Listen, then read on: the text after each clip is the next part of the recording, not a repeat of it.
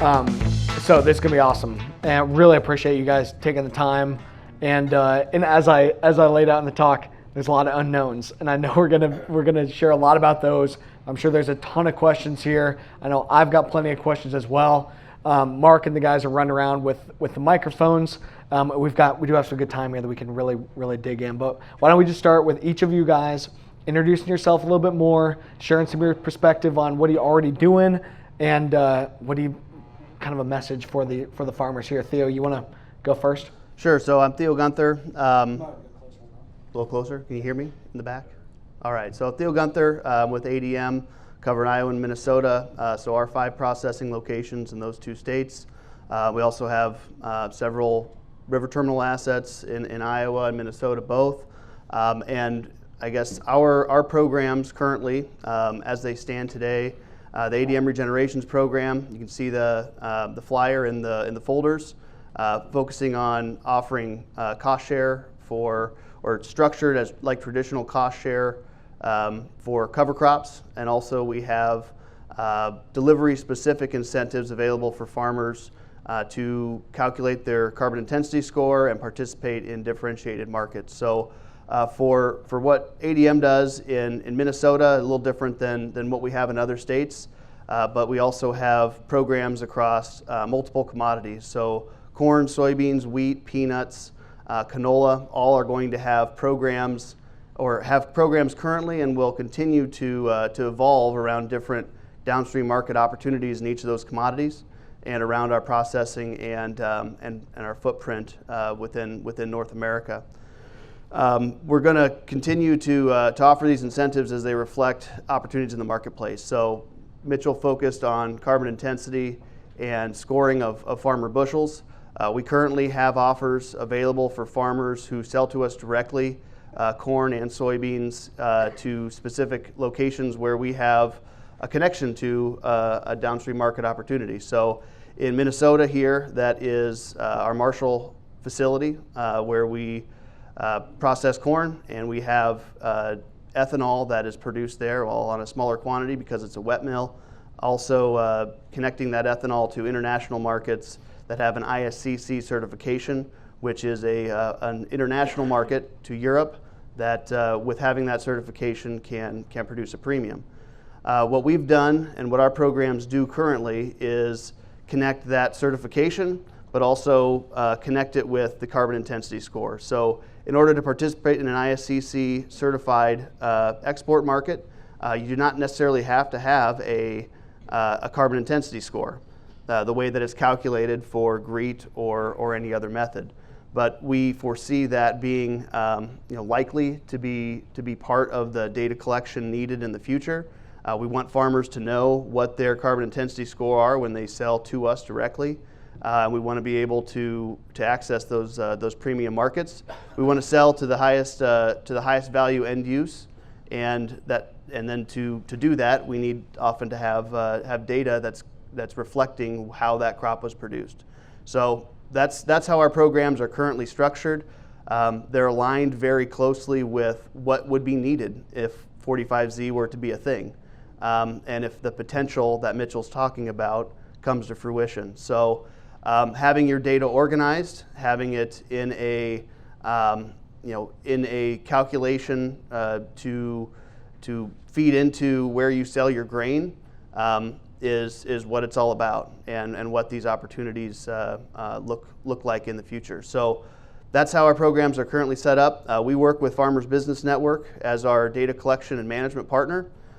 For the way that it would look for a farmer is you enroll in our program, identify which locations you sell to or which programs you qualify for. They have the tools on their website and on their platform in order to manage your data. So you enter your data and it reflects what you do on your farm. We also have members of FBN or employees of FBN, so similar to like Mitchell's staff does, assist in collecting that data and importing it from those disparate places that it might be. So if you've got shape files in one location, you've got your crop and crop protection and crop fertilizer management in another location, getting it into your account, getting it organized is how you can qualify for these incentives. And then FBN tells us that this farm enterprise has a CI score, has this many acres of cover crops, qualifies for these incentives, and then we cut the check. So a lot of opportunities out there for farmers. They're going to be reflected, I think, more regionally going forward. But look at where your end-use market is and how they can connect with these premiums, and get your information ready for it. Yeah, thanks, Theo. And yeah, kudos to ADM that they've already been paying some premiums, but it's not 45Z, and it's not the dollars that I'm talking here. Again, that's the potential of what's coming, but some of these precursors show and start, enabling farmers are like, hey, there are other places where there's some money already flowing, right? This ISCC market, some of these different things. And so you guys know too, yeah, so every ethanol plant's gonna have software and things that they're working with, right? And on our side, it's, okay, we can also be a platform to get data into whatever the tool may be that the ethanol plant's gonna use. Just a little bit more on kind of how it's gonna work. Don, maybe share a little bit on what you guys have been working on. Tee up a little bit more on your ethanol plant. I'm sure a lot of folks here are very, very familiar, but some maybe not as much. But appreciate you being here with us. But tell us a little bit more on your angle. Good morning. I think we always got to put labels on everybody, and I think one label we put on everybody in this room is that you are early adapters. That's why you're here. And as you read about early adapters, they're the ones that make the money on a lot of new technologies that come down in agriculture. Absolute Energy is an ethanol plant. We started off as a 100 million gallon ethanol plant in February of '08. We are now up to 125, 126 million gallons. And we've done that by doing one simple rule. Whatever we do, number one, has to have a return on investment. And number two, lower our CI score. And because of that, we are below the normal. We're probably in the top 10% of the lower CI score of ethanol plants. But we've done that consistently for the last 10 years. That's how long we've been working on this. The CI talk has been around a long time. It's gotten to be political, it's got to be emotional, but the bottom line is it's business. While I was sitting over here at the table, I got an email from Reuters News Service. They're putting on a seminar in New York, inviting all the major players to come in and figure out what direction to go. This thing's moving fast, and those that can adapt and understand how this works are going to be the ones that are going to make the money up front. Now, the trouble with this is your cycle is 1 year. By the time you plant the corn, harvest the corn, deliver the corn, market the corn is 1 year. So you've got to be a year ahead of this. January 1st of 25 is coming. That's when the Z45 money is going to start being available. And we've been, over, like I say, the last 10 years, working on lowering our CI score. We have started converting our accounting system over so we can set up the software to account for your CI score. Every ethanol plant is probably going to be a little bit different on how they track CI scores, but the bottom line is all going to be the same. But every ethanol plant will be a little bit different just because of the type of software they may be using. Our plant is predominantly farmer owned. 80% of our shareholders are farmers. So we will have a different outlook on how to proceed since the majority of our shareholders are farmers. We also have a little bit different outlook on ethanol. We don't just make ethanol, we also market ethanol. We're one of the few ethanol plants that market our own E85. We sell it through retail stations in Mower County, Howard County, Mitchell County, and some Minnoco. If you've ever seen a Minnoco fuel store, that could be some of Absolute Energy's E85. We're also very active in the political side of the ethanol world. Our management is on the board of directors of Growth Energy, RFA, and ACE. We also spend a lot of time in Washington, D.C. That's where the power and all the decisions are made. There's a little saying in Washington, D.C. is either at the table or on the table. On the menu. On the menu. There you go. Sorry about that. And that is very true. So we spent a lot of time being at the table. When the RFS was passed, it was a 10% inclusion rate. For the year 2022, the ethanol inclusion rate is at 10.6.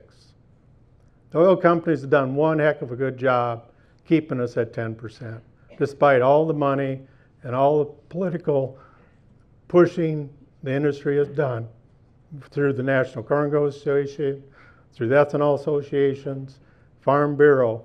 We're only at 10.6. So how are we going to, we keep talking about growing more corn. Where's our market? 1/3 of your corn market is ethanol. So how are we going to expand the ethanol market? Well, the oil companies pretty well told us, not in our back door. You're at 10.6. So now we start looking at other avenues. One of the nearest, we've been sending out a mailer, looks like this. It's through the Iowa RFA. If you're a member or sell corn to Absolute, you've got one of these. It tells the story of SAF and what we need to do to get that market. Now, it's going to be a great market. It's going to be a 3 billion gallon a year market, but it's going to take a lot of money to get there. We got to take 1.6 gallons of ethanol and convert it to 1 gallon of SAF.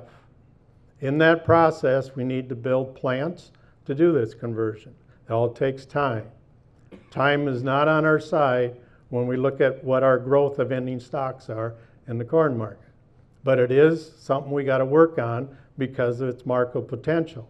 And the beauty of that is we don't have to go through an oil company to get to the airline industry. The airline industry wants it. They could be a big potential customer if we can meet the SAF standards.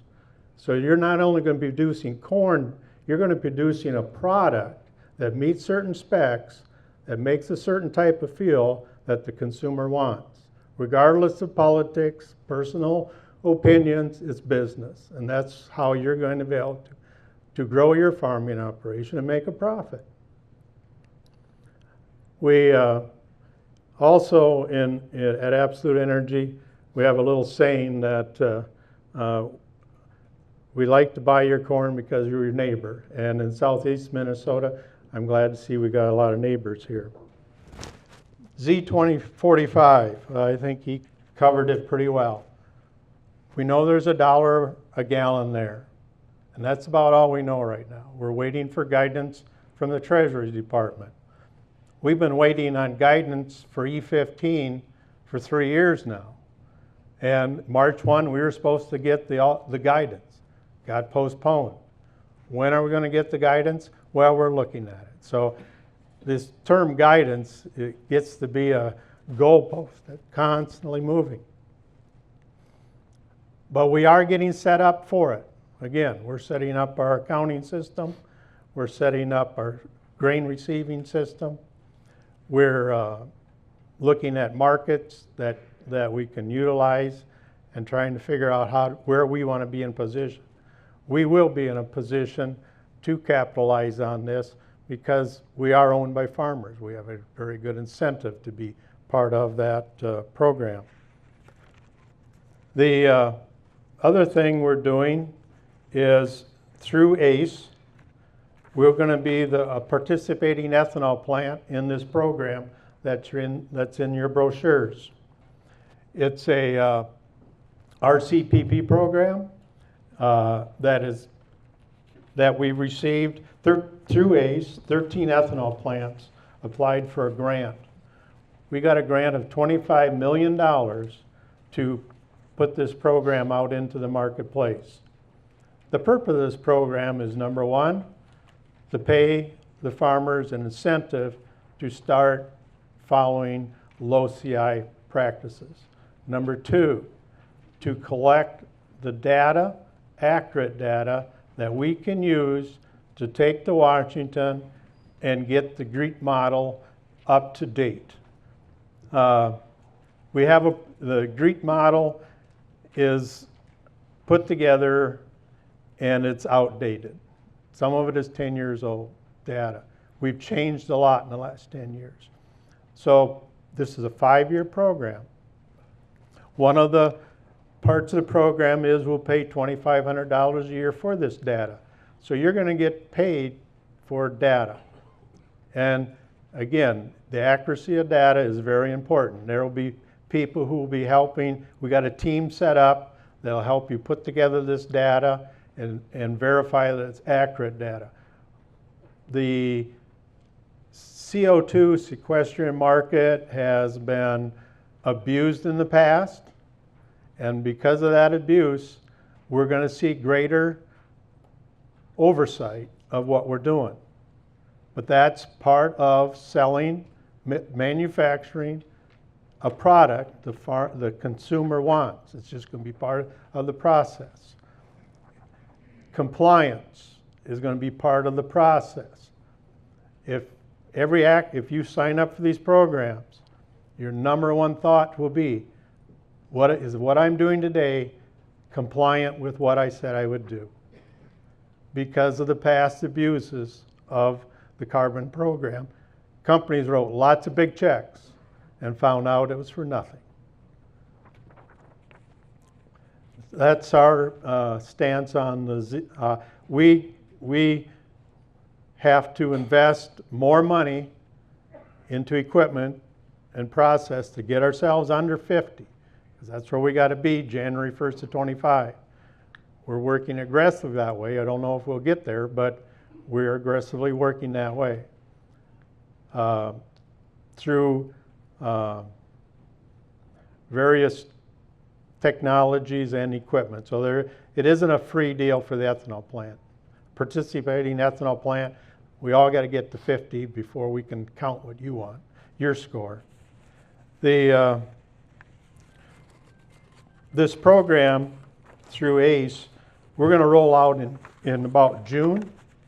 You'll be anybody that is a member of Absolute or sells grain to Absolute will be getting information on it, sign up information on it. So you'll be, and if you're not and want to be, just get a hold of us at Absolute Energy and we'll get your name on the list as somebody who wants to participate in this program. Again, the bottom line of this program is to help finance farmers to start working towards practices that are CI score relative, to collect data and accurate data that we can use to pass on to the USDA, the EPA, Treasury Department, to help fine-tune this GREET model to where it's more reflective of what's happening today. And third, help you do practices that'll help you be more eligible for the Z45 program. Don, that was great. You guys, your members, your neighbors, as you said, that are here, you guys are really lucky. Don, we haven't met before, but that, kudos to you guys and the effort that you're doing to be ahead of this and position yourselves, position your farmer owners, and position your farmer customers here to be ready. That is incredible. You guys are super lucky. Don, that was awesome. So a lot of work to be done. A lot of work you guys have already done. And that RCPP, Mark put in the flyer, the ones for Minnesota. There are some counties available in Iowa, South Dakota. There's a couple other states as well. Just so you guys know if you have other friends or family that are in those other places. Any county that's in our trade area. In those trade areas, sure. So in Iowa, it'd be Howard, Mitchell, Worth County will be eligible. Great. Brian, let's go to you. You've seen a lot of this, and Don alluded to some of the DC. It sounds like you've got quite the experience there, but maybe share a little bit more on your organization, your role. How are you guys approaching this, and what's your message to these farmers? Great. Well, thank you. The great thing about going last is everybody already pretty much, you did a great job in your summary. These two gentlemen also hit on a lot of the topics I was already going to discuss, so I'll just be really brief. I won't belabor a lot of these points. The Minnesota Biofuels Association, we represent the ethanol plants here in the state of Minnesota. We have 9 members across the state. I will say, ethanol is already a low carbon biofuel. The broad scientific consensus is that ethanol right now lowers, on average, compared to petroleum, 40 to 50% less greenhouse gas emissions. So, but with all these federal programs that are out there, these federal tax credits, we are trying to get even better than that, get even lower than 40 to 50%. All of our plants in our association have committed to being net zero, producing net zero ethanol by 2050. So the way we're going to get there, there's 3 big buckets, and Mitchell already alluded to a lot of this in his presentation. Number 1, it's through plant production efficiencies, using less natural gas, incorporating renewable electricity into the plant. Number 2, it's working with the growers and the feedstocks to lower the carbon intensity of the bushels of corn that arrive at the ethanol plant. And number 3 is what to do with the carbon dioxide from the fermentation. There are options for that right now: carbon capture and sequestration, utilization. So those are the 3 pathways. But what I'll say is, yes, we're all looking at, all of the plants in our association are looking at 45Z. They're looking at, with all the uncertainty around pipelines, carbon pipelines right now, looking at on-farm practices as a major pathway to reduce CI scores to get under that 50 to qualify for 45Z. But I will note, there's also a tax credit for sustainable aviation fuel. For ethanol to be a feedstock for sustainable aviation fuel, we have to get even lower than 50 because there's energy in the conversion of turning the ethanol into jet fuel. So it all kind of ties together where we have to get CI scores down below 50 and ideally below 40 or 38 to be qualified for sustainable aviation fuel. So all this, I know Mitchell kind of said it and everybody said it, and I'll belabor this point because it's really, really an important point. We really don't know a lot of the answers to these questions. I've worked in biofuel policy for a long time out in DC and now here back in Minnesota. The only certainty in biofuel policy is uncertainty. Whether it's E15, whether it's the renewable volume obligations every year that EPA sets that mandates how much renewable fuel has to be blended into gasoline. A lot of this stuff, it takes a lot of time to get the guidance, to get the final rulemaking. So on all of this, there is the large caveat of we haven't seen the rules on any of this stuff. And there's a lot of uncertainty, but certainly having everything lined up and ready to go once we do have that certainty is going to be really important because the ethanol plants will be wanting to work with the growers and will be providing that premium. If once we have the rules, once we know and can verify these practices, we will certainly want to work with you all to do that. Yeah, I think that's spot on. That, and like, obviously I stressed it a ton that we don't know all the rules, but we know that it's going to take data. We know that's going to take a lot of different options, a lot of different things that the plants need to do. The plants have already been doing a lot of stuff, and now it's our job on the farm to do our part and to come to the table to take this even further. Brown, what you were just talking on the sustainable aviation fuel, I want to hit on that. Don, I know you got some thoughts there. I'm sure you do too, Theo. Today in the U.S., we produce nearly 16 billion gallons of ethanol. Don, you mentioned sustainable aviation fuel being a $3 billion market, or 3 billion gallon market, excuse me. I've heard close to 22 billion gallons over time, right? Not in the short term, but 16 billion gallons of ethanol, and we can convert it into sustainable aviation fuel, as Don was talking, and the potential for that is huge. 40B is a tax credit Brian was just alluding to. It's a 2023 and 2024 sustainable aviation fuel production tax credit, and that's really where we're supposed to get some rules any day, and that should give us a little bit of indication as to what's going to happen with 45Z. But maybe, and Brian, you mentioned, in order to produce sustainable aviation fuel, by definition, sustainable aviation fuel has a carbon intensity score 50% lower than jet fuel. So CI is part of the definition. It's part of the entire concept, and ethanol can potentially be lower. But the problem today is we don't have the new GREET model. We don't have our scores low enough. But who does have their scores low enough is Brazilian ethanol. And Brazilian ethanol coming in and taking our markets and utilizing tax credits. There's the first alcohol to jet facility, right? LanzaJet down in Georgia. U.S. ethanol cannot go into that LanzaJet facility to produce sustainable aviation fuel. Instead, they're importing low carbon ethanol produced from sugarcane in Brazil. That's the implication of policy and of some of these rules and stuff. But Brian, you alluded to it. We've got to be able to have low carbon ethanol in order to produce low carbon sustainable aviation fuel. It's a massive market. Maybe speak to, there's some things happening here in the state of Minnesota, plus 40B, plus 45Z. There's a lot of initiatives happening to really push this. That's absolutely where this goes long term. No, and thanks for the question. That was one of actually an important part of this conversation is end markets, right? And I think it's sustainable aviation fuel. Yeah, under the Biden administration's grand challenge for SAF, they want 36 billion gallons by 2050, or yeah. So I mean, it's double the current ethanol market right now, but they're also, I don't want to give up the ghost on light duty transportation either. The way that ethanol can compete with electric vehicles is by lowering our carbon intensity.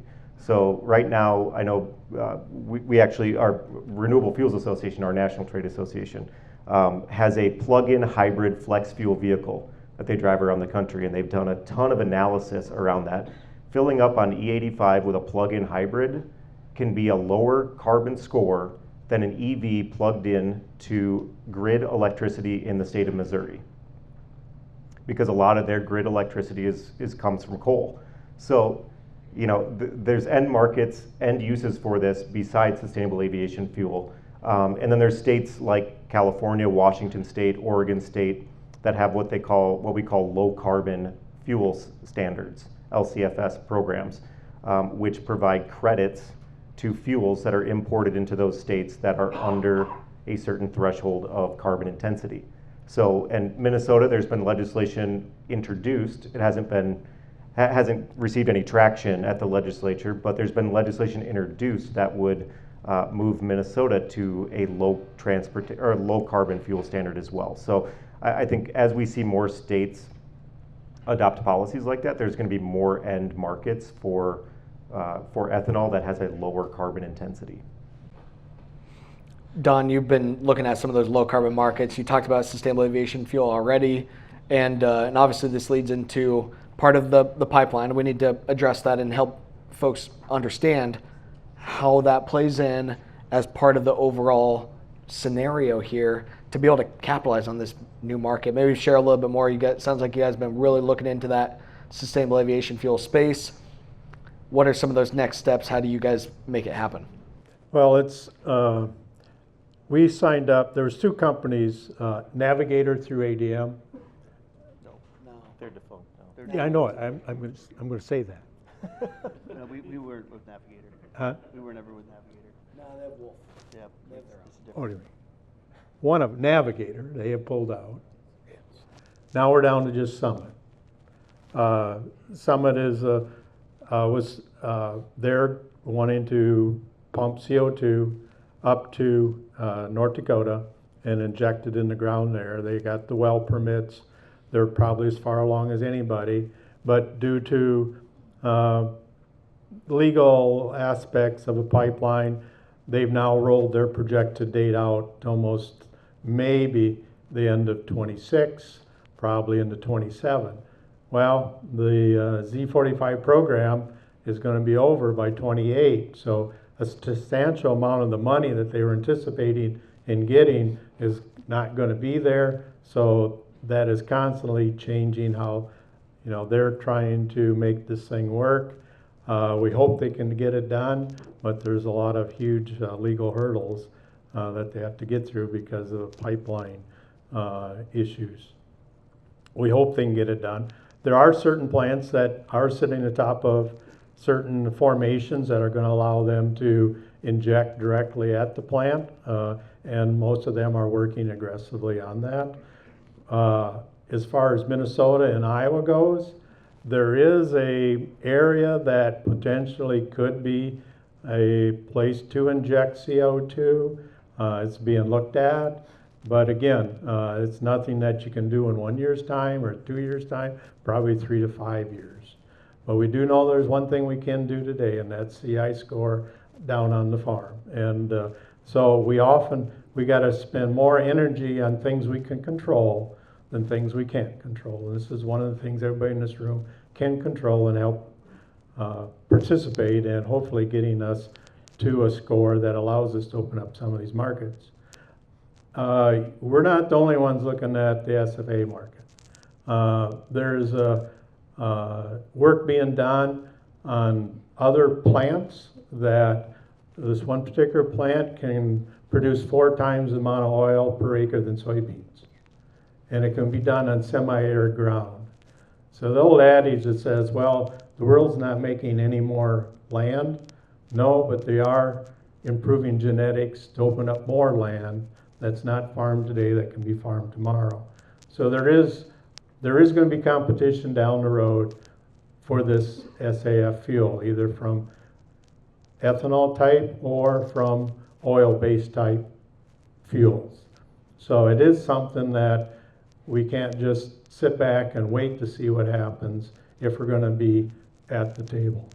That was great, Don. And to dig into it a little bit more, Theo, I'll get onto you next. But what Don is alluding to is with winter camelina, with pennycress, some of these oilseed crops that can go into renewable diesel or sustainable aviation fuel. Huge opportunity. I'm very bullish on the opportunity for winter oilseed crops or additional crops to be part into our rotation, kind of as a cover crop, right? But also something that can be harvested and be utilized to open up more of these markets.